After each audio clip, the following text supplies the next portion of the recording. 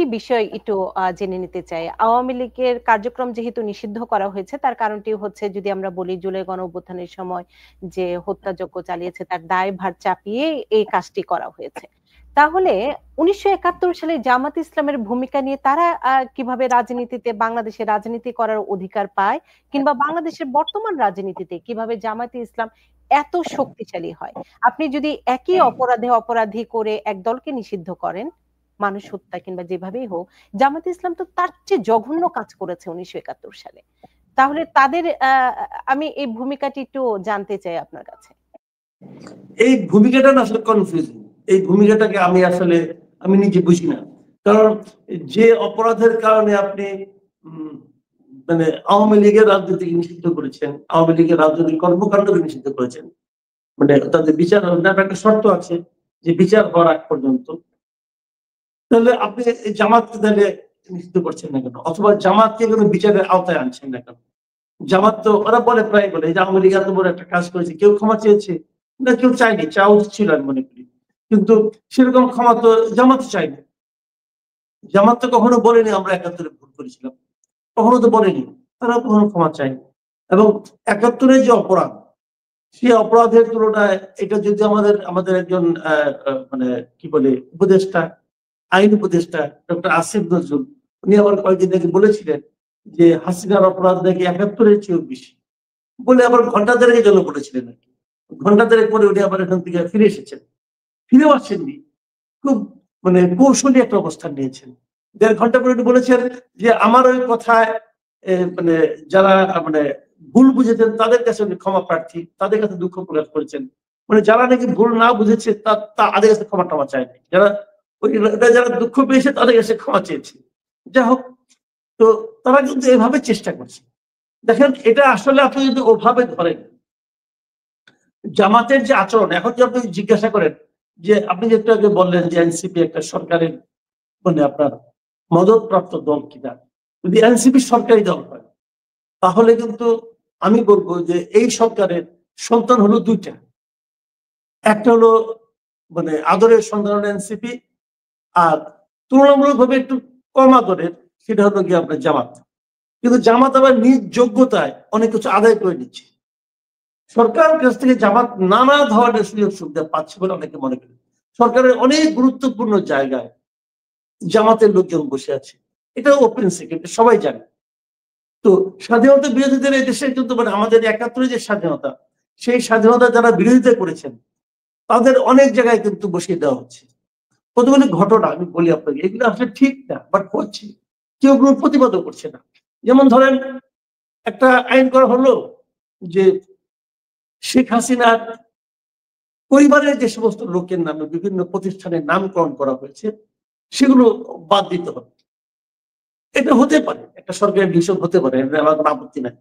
কিন্তু আমার কথা হলো যে কেবল শেখ হাসিনার পরিবারের সদস্য, এই বিবেচনায় কি সবগুলি নামকরণ হয়েছে?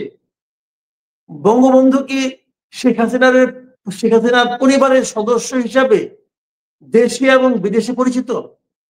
ওনার কি নিজস্ব কোনো কর্ম নাই যে কাজের মাধ্যমে উনি পরিচিত হবেন?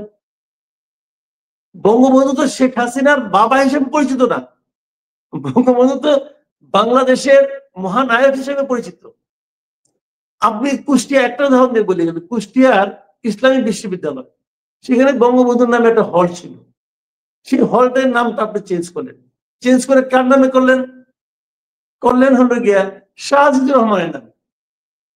এই শাহজিদুর রহমানকে উনি স্বাধীনতা যুদ্ধের সময় পাকিস্তান গভর্নমেন্টের হয়ে জাতিসংঘে গিয়েছিলেন এবং বলেছিলেন যে পূর্ব পাকিস্তান মানে তৎকালীন আমাদের বাংলাদেশের যারা মুক্তিযুদ্ধ করছে তারা আসলে মুক্তিযোদ্ধা না, তারা আসলে দুষ্কৃতিকার। মানে বাংলাদেশের স্বাধীনতার বিরোধিতা করার জন্য ওনাকে অ্যাসাইনমেন্ট দিয়ে জাতিসংঘে পাঠানো হয়েছিল।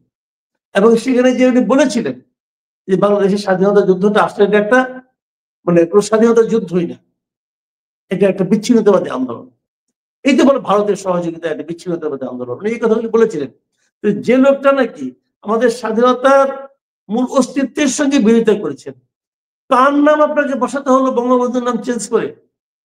এই যে বঙ্গবন্ধুকে চেঞ্জ করে শাহজিদকে মানে প্রতিস্থাপন করা, এটাই হলো বাংলাদেশে এখন যেটা চলছে, এটা বোঝার জন্য একটা উদাহরণ। এটা বুঝলেই আপনি বাকিটা বুঝতে পারবেন। এটা চলছে। এখন আপনি আওয়ামী লীগের বিচার করবেন, করেন, কোনো সমস্যা নাই। আওয়ামী লীগ অবশ্যই অপরাধ করেছে, কিন্তু আমি তো এইভাবে দেখি না জিনিসটাকে। আমি পার্সোনালি মনে করি অপরাধটা করেছে বিগত সরকার। সরকার এবং দল, আমরা প্রায় কিন্তু বলি সরকার এবং দলকে একাকার করে ফেলা ঠিক হবে না। ট্রাম্প গভর্নমেন্ট এবং রিপাবলিকান একটা, কিন্তু রিপাবলিকানদের মধ্যে অনেকেই পাবেন আপনি যারা নাকি ট্রাম্পের এই সমস্ত কর্মকাণ্ডকে পছন্দ করেন না। এখন ট্রাম্পের অপরাধের দায়িত্ব আপনি রিপাবলিকানদের দিতে পারেন না। এরকম কিন্তু এখানে হয়েছে যে আওয়ামী লীগ কি কেবলমাত্র 2009 থেকে 2024 পর্যন্ত ছিল? তার আগে আওয়ামী লীগ ছিল না? 96 থেকে 2001 পর্যন্ত আওয়ামী লীগ কি ক্ষমতা, রাষ্ট্র ক্ষমতা ছিল না? ছিল। আওয়ামী লীগকে চিনতে হলে আমাকে 14 বছর ধরে চিনতে হবে, নাকি তার আগের সময়টা যে আওয়ামী লীগ ছিল সেই সময়টাকে আমরা বিবেচনা রাখতে হবে। কিন্তু এখন যে বিচারটা তারা করছে, এটা আওয়ামী লীগের একটা এই ঘটনা, এই সময় তো একটা সরকার ছিল। এই সরকার দ্বারা কি আওয়ামী লীগেরও কেউ কেউ নির্যাতিত হয় নাই? হয়েছে তো। আমি তো অনেক লোককে চিনি যারা দীর্ঘদিন ধরে আওয়ামী লীগ করেন, কিন্তু তারা শেখ হাসিনা শাসনকে পছন্দ করতেন না। আমি অনেক আওয়ামী লীগকে চিনি, এখনো জানি, এখনো অনেক আওয়ামী লীগকে বলতে শুনি যে শেখ হাসিনার মাধ্যমে একটা মাফিয়া তন্ত্র কায়েম হয়েছিল। তারা মনে করে, সত্য মিথ্যা কিন্তু আমি নির্ধারণ করছি না, এটা তারা মনে করে। সেরকম লোকও তো আছে, অনেক লোক আছে এরকম। তো সেক্ষেত্রে আপনি শেখ হাসিনা এবং তার সরকারের যে অপকর্ম, তার জন্য আপনি সারা দেশে যে মানে অগণিত আওয়ামী লীগের কর্মী, সমর্থক এবং ভোটার আছে, তাদেরকে তো আপনি শাস্তি দিতে পারেন না ভাই। আমি এই জায়গাটাই বলি। দেখেন আওয়ামী লীগের ভোট কত আছে, আমি একটা ছোট্ট উদাহরণ দিয়ে বলি আপনাকে। আওয়ামী লীগ যখন সবচেয়ে খারাপ করে, সেটা হলো আওয়ামী লীগ যতগুলো ইলেকশন হয়েছে, আমি বেসিক্যালি আগের ইলেকশন মনে করি, আমি মনে করি 1991 থেকে শুরু করে 91, 96, 2001 এবং 2008, এই চারটাকে আমি মনে করি বাংলাদেশে তুলনামূলকভাবে ভালো নির্বাচন হয়েছে। এর মধ্যে আওয়ামী লীগ সবচেয়ে কম ভোট পেয়েছে কবে? 2001 সালে। 2001 সালে আওয়ামী লীগ সবচেয়ে কম ভোট পেয়েছে, সেই সংখ্যাটাও 2,28,00,000।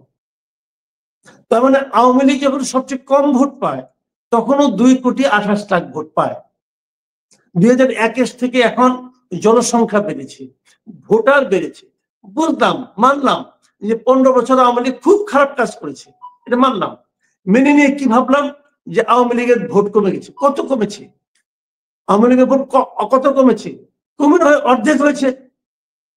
তো অর্ধেক হলেও তো 1 কোটি লোক থাকে, 1 কোটি লোককে আপনি ইগনোর করবেন? ইউরোপের অনেক কান্ট্রিতে 1 কোটি জনসংখ্যাও নাই। ভোটও পড়ে না এত।